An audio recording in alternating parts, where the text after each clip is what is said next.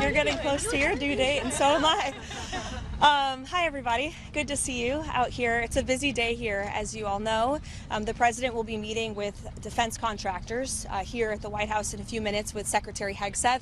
This is a pre-scheduled meeting, and the purpose of it is to talk about the president's aggressive and fierce support for rapidly increasing the ability of U.S. manufacturers to produce American-made weapons, which we know are the best in the world. The president signed an executive order on this earlier this year. This is a long-held policy objective of this administration, and so he'll be speaking directly with these defense contractors. But of course, as the president has maintained, we have more than enough ammunitions, weapons, stockpiles to achieve the objectives of Operation Epic Fury and beyond. After that, you'll be hearing from the president directly at 4 p.m. in the East Room at the College Sports Roundtable. We have coaches and we have scholars and we have athletes from around the country who will be joining. I know some lawmakers will be up there as well. President, again, a long-sought goal is to fix college sports, and so he'll be holding a roundtable to hear from all of these great people in this afternoon, and you'll see him up there as well. Why don't we take a few questions? Sure. Thank you very much. The president said that we're not going through all of this so that we can end up with another Khamenei, and he also said that we can keep this up forever. Does that mean that this current mentality in Iran remains in place? You're going to have to keep doing the fight. I won't get ahead of the president on broadcasting any timelines. What I will tell you is what President Trump has already laid out, which is that the achievable objectives of Operation Epic Fury we expect to last about 4 to 6 weeks, and we are well on our way to achieving those objectives. Annihilating Iran's navy, we know that we've sunk more than 30 Iranian vessels and ships. Their navy has now been deemed combat ineffective.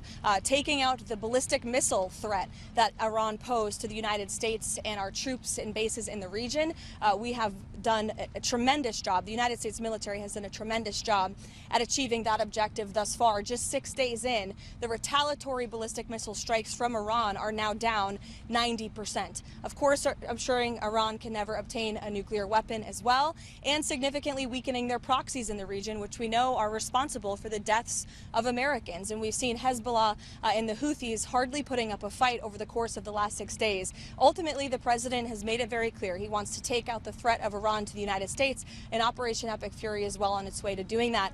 As for the future of Iran, as the president has pointed to, of course it's in the best interest of the United States of America for Iran to no longer be led by a radical terrorist regime that chants death to America and is lying to the United States and the world about their secret ambitions to possess a nuclear bomb. President Trump does not want to see that.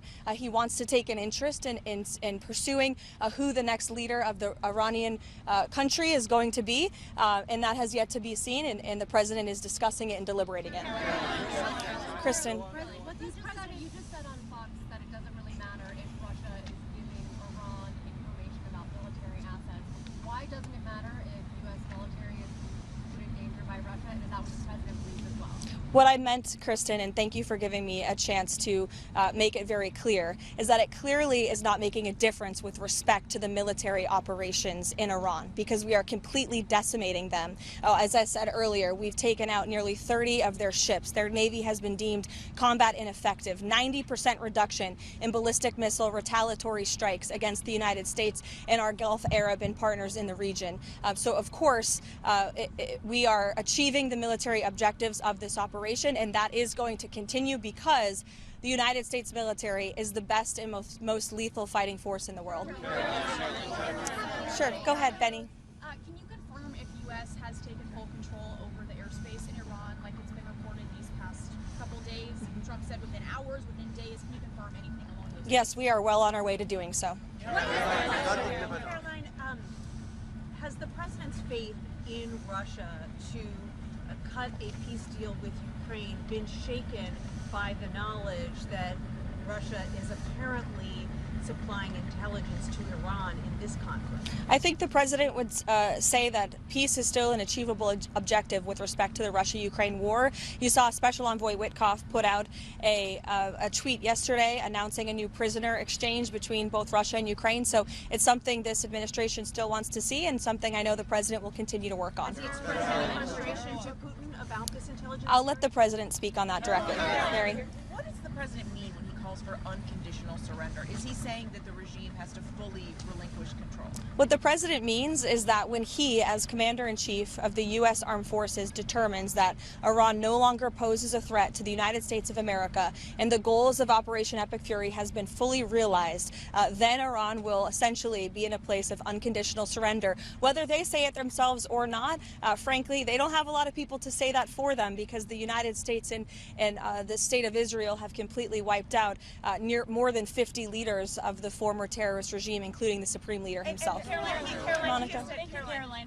The president had a July 4th deadline for the One Big Beautiful Bill. Does he see a deadline for the Save America Act, as I know that's a priority of his to get passed? As soon as possible, I know the president would say. This is a huge priority for the president. It remains one. I know he has added on some priorities to the Save America Act in recent days, namely no transgender transition surgeries for minors. We are not going to tolerate the mutilation of young children in this country, and no men in women's sports. And the president putting all of these priorities together, it speaks to just how common sense they are. These are all common sense priorities of this president that are backed by the vast majority of Americans, and he wants Republicans to act on them as quickly as possible. Thank you. Ken Paxton laid out some conditions yesterday, saying that he would drop out of the race if Senate leadership on the Republican side agreed to getting rid of the filibuster, for example. What are the president's thoughts on that? I won't get ahead of the president on the Texas Senate race. I know it's of great interest to everyone. I'm no longer his political spokesperson. I'm a government spokesperson, so I'll let him speak on that directly. You elaborated on the president's decision to tap Markwayne Mullin as the next DHS secretary. Can you talk a little bit about the rationale for the choice, why Mullin was the best candidate in his eyes, and also your message to congressional Democrats who continue to keep the DHS unfunded?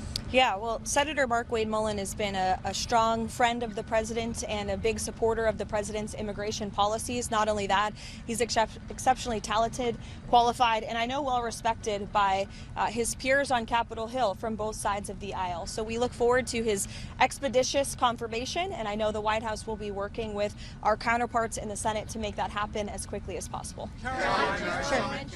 Thank you, Karoline. The president has said he wants to be involved in Iran's future. He has also called the son of Supreme Leader Khamenei a lightweight, and he has also said that United States strikes have taken out the potential candidates. So does the United States now have any candidates, or looking at candidates who may replace, who may lead Iran for the future? I know there's a number of people that our intelligence agencies and the United States government are looking at, but I won't get any further on that. Sure. Is the president satisfied with the pace of the investigation into whether the U.S. military did hit that Iranian school? Is the White House concerned that this was the United States?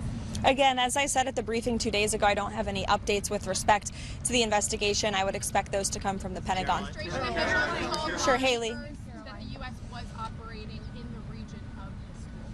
Again, I don't have any updates for you on the investigation. Those will come from the Pentagon directly. Haley. Does the president think Russia should face repercussion for providing intelligence to the Iranians to target the U.S. military? Again, I'll let the president speak on that directly. Do you have any comment, Sure. Karoline, do you have any comment on the MAGA influencer divide on the Iran war? It seems like everything on X is everybody's going at each other. Any message to both sides of the aisle? I would just remind people X is not real life.